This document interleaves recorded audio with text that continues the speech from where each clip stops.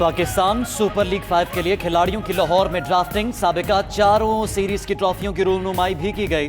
Drafting में Islamabad United का platinum category में डेल स्टेन और कोलन इनग्राम, कराची किंग्स का एलेक्स हेल्स का इंतखाब, लाहौर कलंदर्स ने क्रिस लेन, मुल्तान सुल्तान्स ने मोइन अली और रायल रोसो, कोयटा ग्लैडिएटर्स ने जेसन रोए को चुना है। PSL 5 के लिए डायमंड कैटेगरी में सुल्तान्स ने रवि बोपारा और जिशान अशरफ, ज़ल्मी ने शुएब मलिक और टॉम बेंटन को चुन लिया। यूनाइटेड ने कॉलिन मिनरो, किंग्स ने क्रिस जॉर्डन, ग्लैडिएटर्स ने बेन कटिंग को पिक किया। टिलपोर्ट, ज़ल्मी ने लियान डॉसन, ग्लैडिएटर्स ने फवाद अहमद को पिक कर लिया।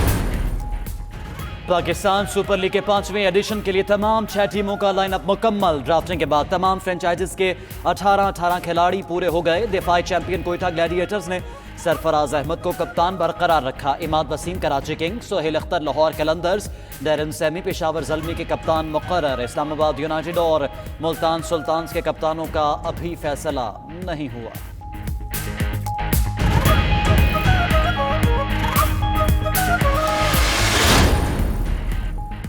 साबिक चीफ सिलेक्टर और हेड कोच मोहसिन हसन खान ने मिसबाहुल हक के 3 ओहदे रखने की मुखालिफत कर दी। बॉलिंग कोच वकार यूनिस की कारकर्दगी पर भी सवाल उठा दिए। मजीद कहा, एहसान मानी साबिक खिलाड़ियों की बेइज्जती कर रहे हैं। साबिक कप्तान मोइन खान बोले, मिसबाह के 1 से ज़ायद ओहदे मफादात का टकराव है।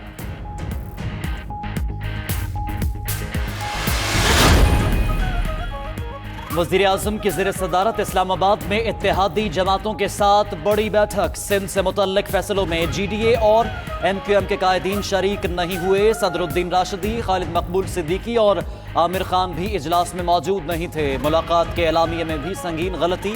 गैर हाजिर रहनुमा मुर्तज़ा जतोई, फैसल सब्जवारी और ख्वाजा इजहार के नाम शामिल कर दिए।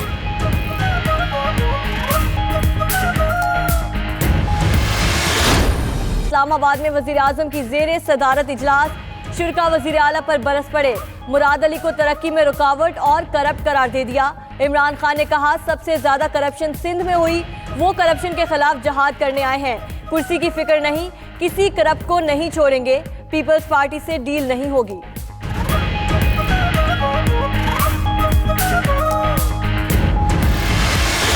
हमने वज़ीर आला के इजलास की बजाय इस्लामाबाद में वज़ीर आज़म की ज़ेर सदारत इजलास में शिरकत की। मुराद अली शाह का IG पर बरहमी का इजहार। सूबाई पब्लिक सेफ्टी कमीशन के इजलास में कलीम इमाम के खिलाफ करारदाद भी मंजूर की गई। वज़ीर आला पहले भी IG को क्रिकेट में ज़्यादा दिलचस्पी का ताना दे चुके हैं।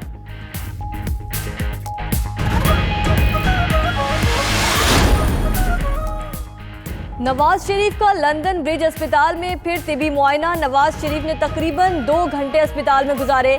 लीगी कायद का PET स्कैन भी इसी अस्पताल में हुआ था। शहबाज शरीफ की लंदन में नवाज शरीफ से मुलाकात के बाद मीडिया से गुफ्तगू। कहा, वो जल्द पार्टी लीडरों से मुलाकातें करेंगे। इमरान खान न्याजी का ऊपर वाला चैम्बर खाली है, बदकिस्मती से इसमें सिर्फ भूसा भरा हुआ है।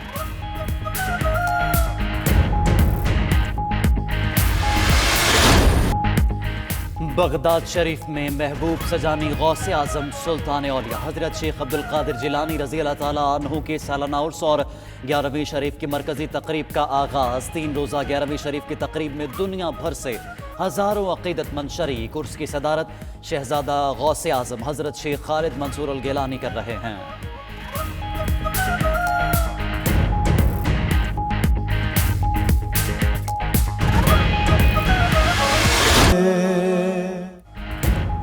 नामवर नौत खां और दावत तबलीग से दिलों में रोशनी बिखेरने वाले जुनैद जमशेद के इंतकाल को 3 बरस बीत गए। मदाह आज भी उनकी सहर अंगेज शख्सियत को भुला नहीं पा।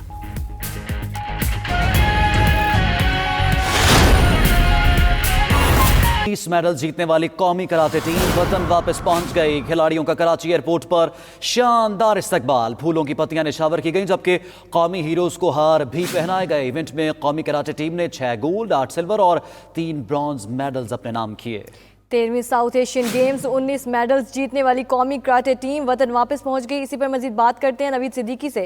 नवीद सिद्दीकी, बताइएगा चैंपियंस के क्या तासुरात देख रहे हैं आप? जी बिल्कुल, नेपाल में होने वाले एशियन गेम में शानदार कारकर्दगी दिखाने वाली कौमी कराटे टीम जो है अब से कुछ देर कबल वतन वापस पहुंची है, जहां पर जो है एयरपोर्ट पर टीम का शानदार इस्तकबाल किया गया कि कौमी खिलाड़ियों को जो फूलों की पत्तियां निछावर की गई। جبکہ جو کارکردگی تھی ٹیم کی انتہائی شاندار تھی. 19 جو میڈلس ہیں وہ ٹیم نے اپنے نام کیے، جس میں جو 8 گولڈ کے، اس کے علاوہ 6 سلور اور 5 جو ہے برونز میڈل اپنے نام کیے. اس موقع پر جو قومی کھلاڑی ہیں ان کے تاثرات جو ہے بہت زیادہ جدہ زیب تھے. انہوں نے یہی کہا کہ ہم شکر گزار ہیں عوام کی کہ انہوں نے اتنی دعائیں کی اور ان کی دعاؤں کی بدولت جو ہے وہ اچھی کارکردگی دکھانے کے جو ہے حاصل اور میڈل حاصل کیے ہیں.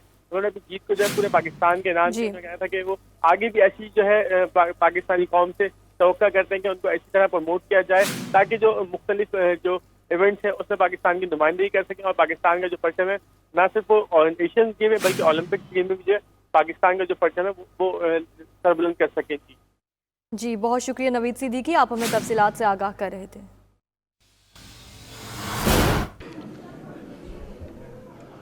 وہ نوجوان کہتا ہے کہ میں نے سنا عمران خان کرپٹ لوگوں سے ہاتھ نہیں ملاتا. بسم اللہ الرحمن الرحیم.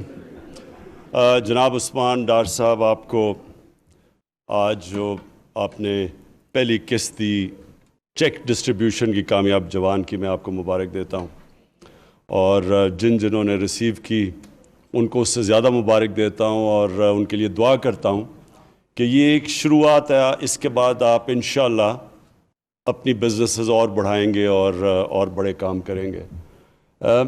میری 3 آبزرویشنز ہیں. سب سے پہلے کہ اس پروگرام کے اندر جو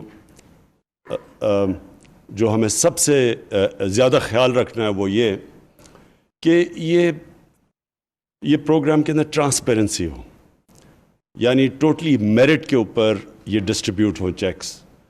اور یہ اس لیے ضروری ہے کیونکہ لوگوں کو بڑی امید ہے، اور وہ امید ریفلیکٹ ہوتی ہے کہ 10 لاکھ لوگوں نے 15 یا 20 دنوں کے اندر اپلائی کیا اس پروگرام کے لیے، ان لونز کے لیے. تو یہ ایک لوگوں کو امید ہے کہ ایک گورنمنٹ فیسیلیٹیٹ کرے گی ان کے کاروبار کے لیے اور نوجوانوں کو، خواتین کو. اور مجھے تو سب سے زیادہ خوشی ہوئی کہ خواتین نے اس میں پوری طرح شرکت کی.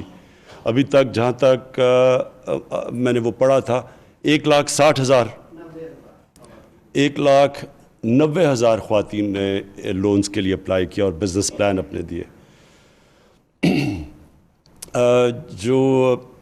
جو اس پروگرام کی سب سے بڑی بات وہ یہ کہ گورنمنٹ فیسیلیٹیٹ کر رہی ہے بزنسز کو، اور وہ بزنسز جن کو اسمال اور میڈیم کہتے ہیں.